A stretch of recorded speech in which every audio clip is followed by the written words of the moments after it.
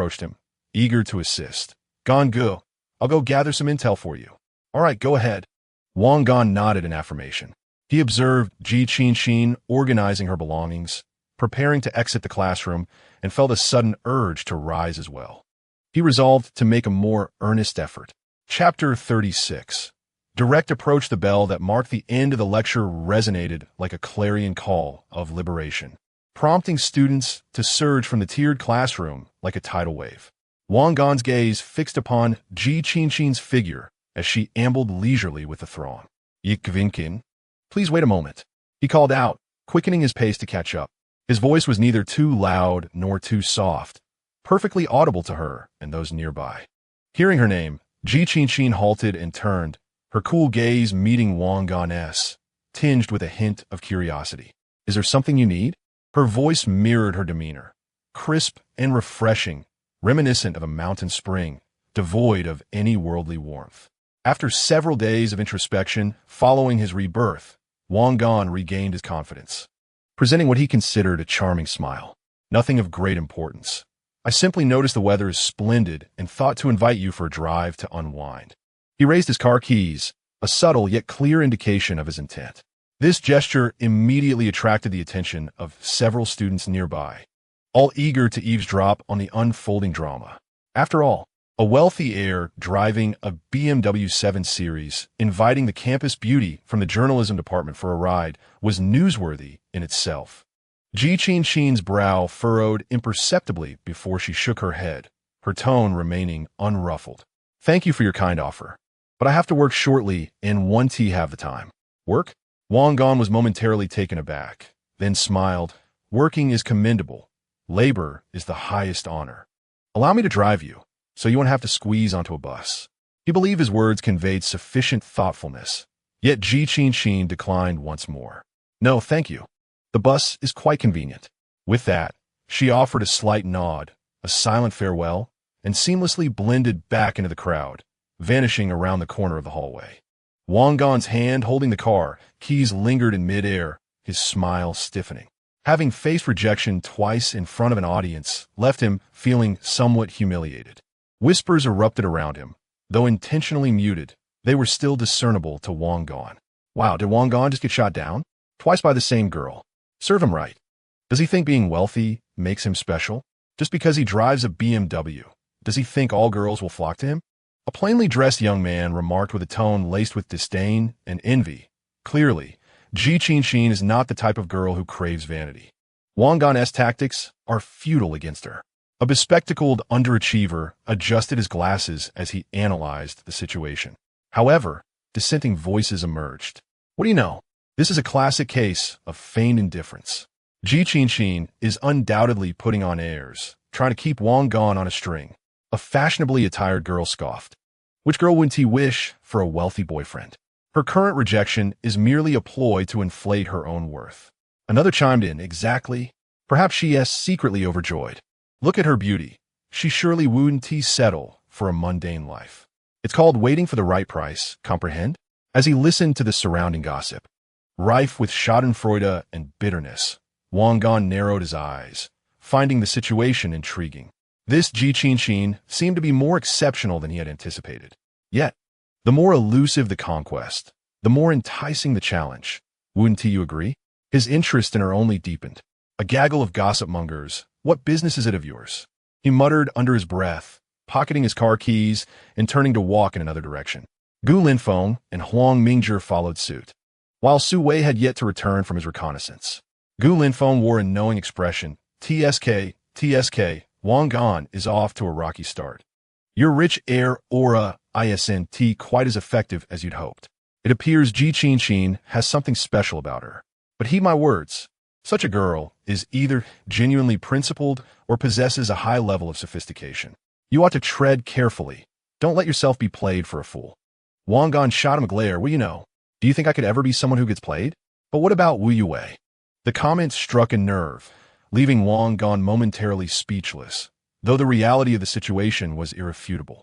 He asserted firmly, "This time is different. I, Wang Gon, am now at my full potential. Just watch. Within a month, I shall succeed."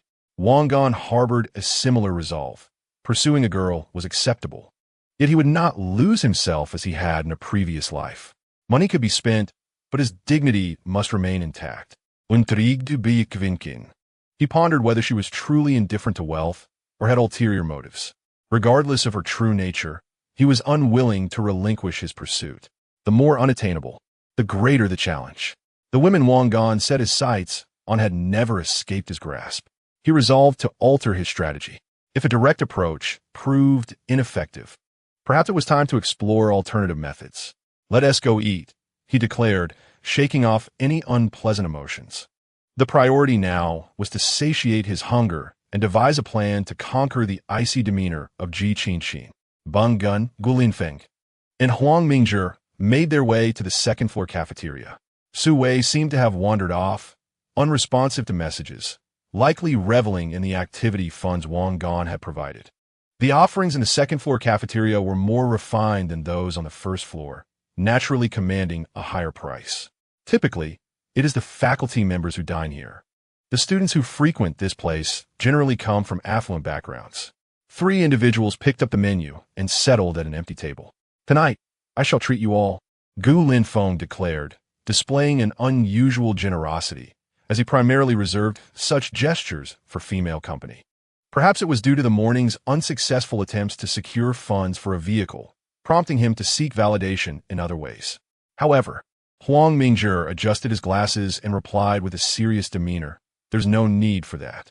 Let us each contribute 30 yuan. It is neither too much nor too little. And it is fair." He was a person of strong principles, particularly regarding finances, and always kept a meticulous account. Gu Linfeng scoffed lightly. "Huang Mingzhi, you are quite the—" He hesitated, feeling that stiff was too harsh, so he relented. "All right, suit yourself." Wang Gan was indifferent to the matter. This sum was trivial to him, and he was amenable to either arrangement. As the trio enjoyed their meal, they engaged in inconsequential chatter, primarily revolving around Gu Linfeng's boasting of his family's assets exceeding 100 million, alongside his grand plans for a new car. Huang Mingzhi occasionally interjected with scholarly quips, while Wang Gan listened half-heartedly, his thoughts lingering on Ji Qinxin. After finishing their meal, the 3 descended the stairs. Upon reaching the entrance of the cafeteria, they spotted a familiar figure standing under a nearby street lamp, seemingly awaiting someone. It was Chunjing. Chapter 37. Obsession. She was clad in a pink dress, adorned with light makeup, appearing more feminine than she had in the classroom earlier that day. It was impressive how she transformed herself in such a short span. Wang Gan, however, chose to overlook her and prepared to leave. Huang Mingzhi's eyes lit up upon seeing Chunjing, and he eagerly approached her. Wang Gan nearly forgot that this reserved fellow harbored feelings for her. "Chunjing, are you waiting for Wu Yiwei? Or do you have a message for Wang Gan?" This coward, after much preamble, failed to address the crux of the matter. He lacked the courage to speak plainly with the girl he liked, and instead resorted to a trivial topic. Perhaps the innocent Huang Mingzhi genuinely believed that Chunjing was there to relay a message from her friend. As Chunjing noticed the 3 of them approaching, her gaze immediately fell upon Wang Gan, disregarding Huang Mingzhi's inquiry. There was a hint of urgency and anticipation in her expression as she walked directly towards Wang Gan. "Wang Gan, I have been waiting for you for a long time," she said, her voice tinged with barely perceptible tremors. Gu Linfeng and Huang Mingzhi exchanged surprised glances, bewildered. Why did it seem as though Chunjing had been specifically waiting for Wang Gan? Moreover, her tone did not suggest that she was there to confront him. Wang Gan raised an eyebrow, signaling for Gu Linfeng and Huang Mingzhi to depart first. "You 2 can head back. I have something to discuss with her." Gu Linfeng regarded Wang Gan with a knowing look, glancing at Chunjing with an expression that conveyed understanding, before leading the somewhat puzzled Huang Mingzhi away. Huang Mingzhi attempted to voice his thoughts about maintaining amicable relations, but Gu Linfeng pulled him along, oblivious to his protests. Once Gu Linfeng and Huang Mingzhi had walked away, only Wang Gan and Chunjing remained beneath the street lamp. "Speak, what is it?" Wang Gan stood with his hands in his pockets, his tone unremarkable.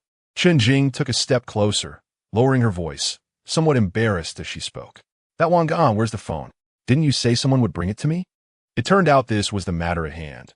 Wang Gan had assumed she had something of greater importance to discuss. He retrieved his phone, preparing to transfer her the money so she could purchase it herself. After all, it would be beneath his dignity to buy a phone and deliver it personally. What model do you want? And what color? I'll transfer the money to you, and you can buy it yourself, he said, opening his Alipay app. Unexpectedly, Chen Jing suddenly reached out and grasped his hand, which was poised to operate the phone. No, I don't want money, she exclaimed urgently, her hand icy and gripping tightly. Wang Gan furrowed his brow, displeased as he shook off her hand. You don't want money? Then what do you want? I just want a phone. Chen Jing bit her lip, gazing at Wang Gan with a stubborn look. You promised me a phone, not money. Wang Gan found himself at a loss for words. Was this woman out of her mind? What was the difference between money and a phone? Did she expect him to personally select a model from a store, wrap it up, and present it to her with heartfelt sincerity?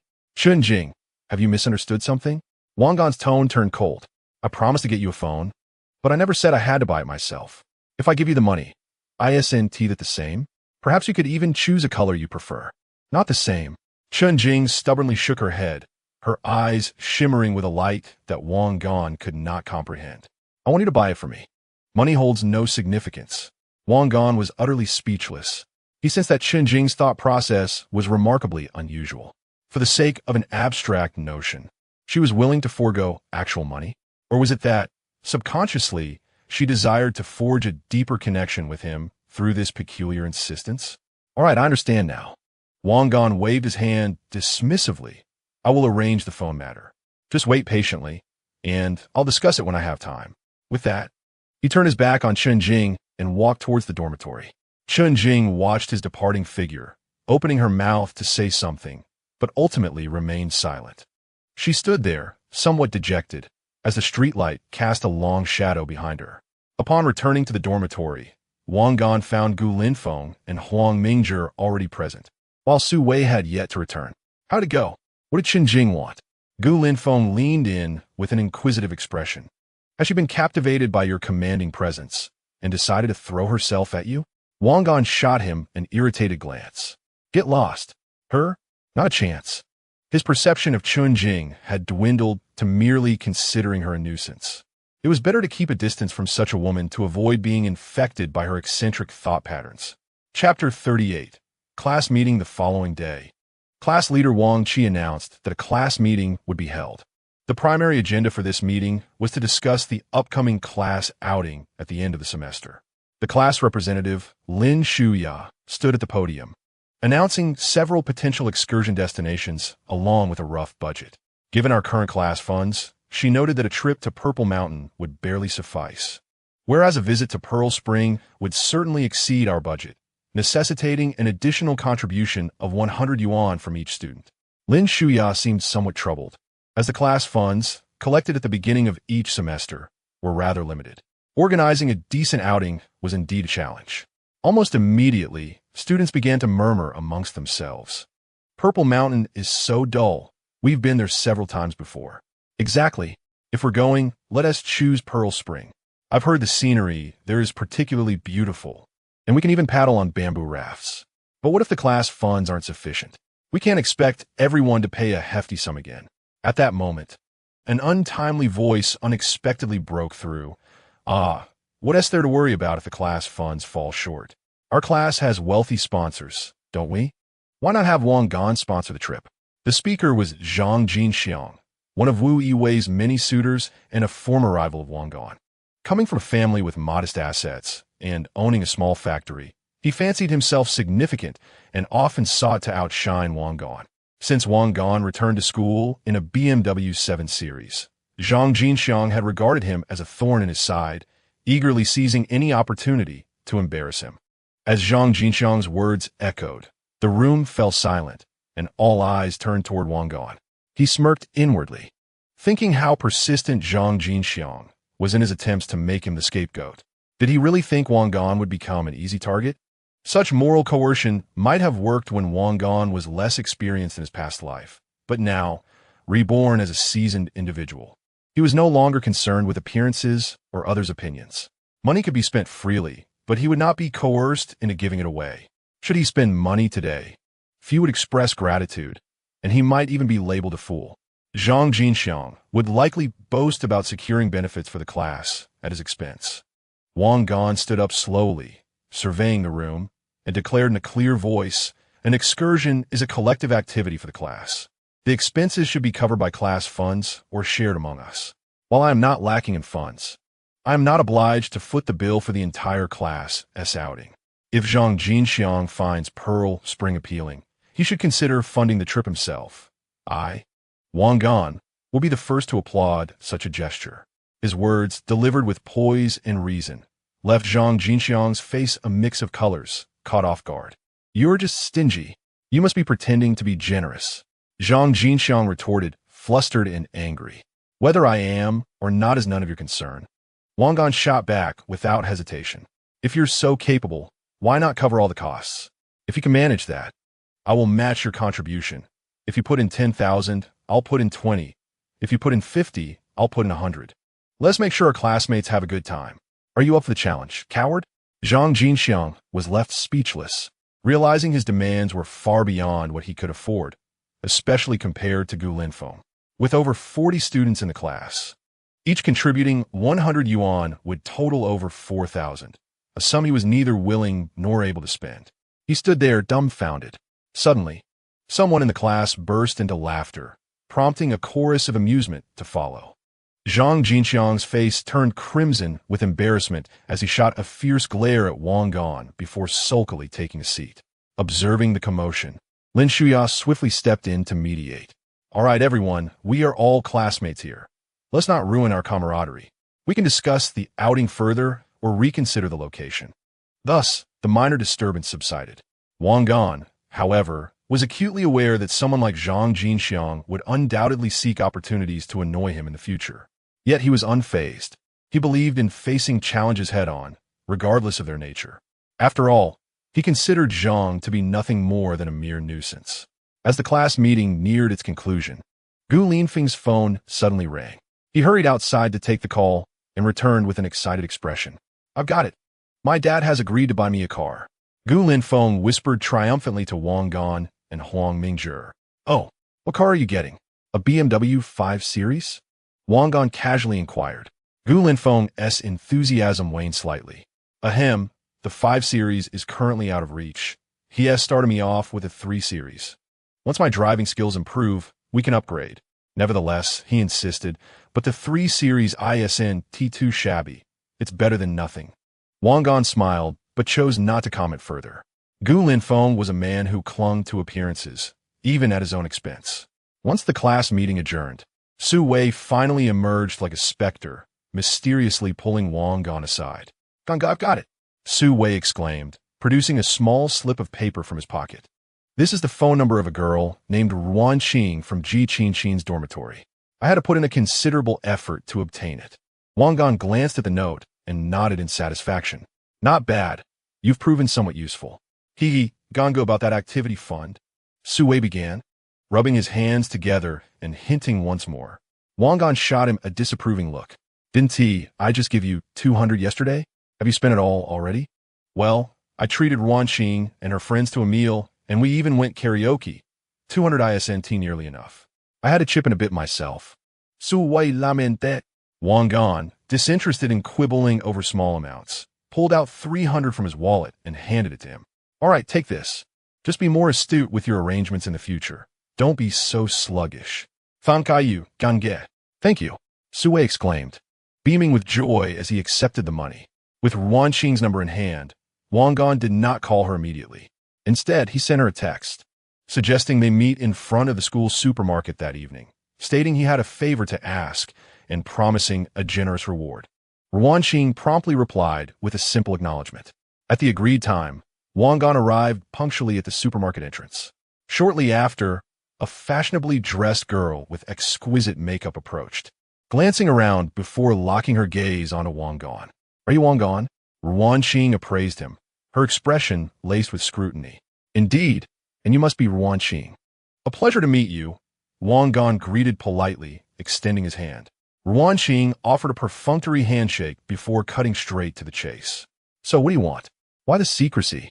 Wang Gan smiled and gestured towards the supermarket. "Let us discuss inside." I also need to pick up a few things. Feel free to take whatever you fancy. It's on me. Ruan Qing's eyes sparkled with interest. Really? That's what you promise? Of course, Wang Gan replied, motioning for her to enter. The two stepped into the supermarket together. Ruan Qing was unabashed as she pushed a shopping cart, embarking on a spree in the snack and cosmetic sections. Chips, chocolates, imported biscuits, face masks, and lipsticks quickly piled up into a veritable mountain within the cart. Wang Gan made no attempt to intervene. He simply followed behind, observing in silence. When Ruan Qing finally paused, satisfaction evident on her face, the cart brimmed with a considerable haul. That should suffice. Any more, and it would be rather embarrassing, Ruan Qing playfully remarked, sticking out her tongue. Wang Gan chuckled softly and wheeled the cart toward the checkout. The scanner beeped rhythmically, culminating in a total of 2,368 yuan. Without a flicker of hesitation, Wang Gan swiped his card. Upon exiting the supermarket, Ruan Qing, laden with her spoils, wore an even brighter smile. Now speak up, Wang the Affluent. What assistance do you require? Given your generosity, I shall lend my hand, provided it does not involve anything nefarious, she declared, thumping her chest confidently. I wish to pursue Ji Qin and require your help in gathering intelligence or creating opportunities, Wang Gan stated plainly. Upon hearing this, Ruan Qing's expression shifted to one of knowing amusement. I had a feeling this was about Qin. Our dorm is quite aware of your recent interest in her. However, pursuing Qin is no small feat, I am aware, which is why I seek your assistance, Wang Gan replied earnestly. Ruan Qing pondered for a moment and said, to be honest, I am inclined to help you simply because you seem decent and generous. Were it someone else, I would not bother with such matters. Wang Gan understood the worth of her compliment, which could easily amount to thousands in another life. He would have been flattered by her praise. She paused, lowering her voice. As it stands, Qin currently has no boyfriend. Nonetheless, a senior in his 4th year has been pursuing her quite ardently, showering her with attention and gifts.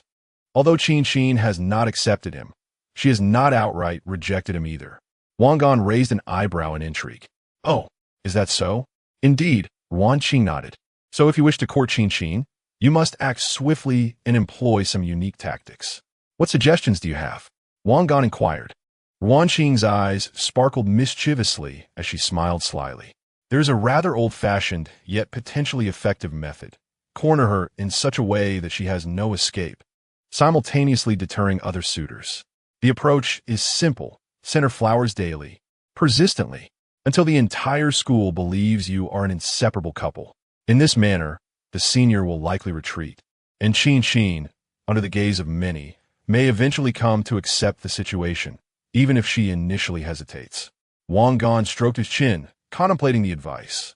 Though it seemed cliché, there was a certain logic to it. At the very least, it would deter other contenders. All right, that is a splendid idea, he nodded appreciatively. You're welcome. Wishing you great success, Ruan Qing said, gleefully departing with her spoils in hand. Wang Gan watched her retreating figure, a smile playing upon his lips. Although I spent over 2,000 yuan, the invaluable information and advice I received proved to be worth every penny. Just as he prepared to leave, a soft voice echoed from behind him. Wang Gan turned to find Qin standing a short distance away. Her gaze filled with sorrow akin to that of a forlorn woman in a secluded chamber. What are you doing here? Wang Gan inquired, somewhat taken aback, as he had not anticipated Qin would follow him. Qin hurried to stand before him, her tone tinged with a hint of grievance and stubbornness. Have you forgotten what you promised me? Where's my phone? At that moment, Wang Gan recollected that he had indeed promised to give her one. He had intended to postpone the matter for a few days, unaware of her relentless pursuit that brought her here. I haven't forgotten about the phone, he replied, slightly exasperated. It's just a phone. Why are you fixating on me? That is not the point. Qin bit her lip, her eyes glistening with unshed tears, rendering her a picture of vulnerability. You promised me, and you made me do such humiliating things. Are you toying with me? Seeing her in such a state stirred a sense of discomfort within Wang Gan.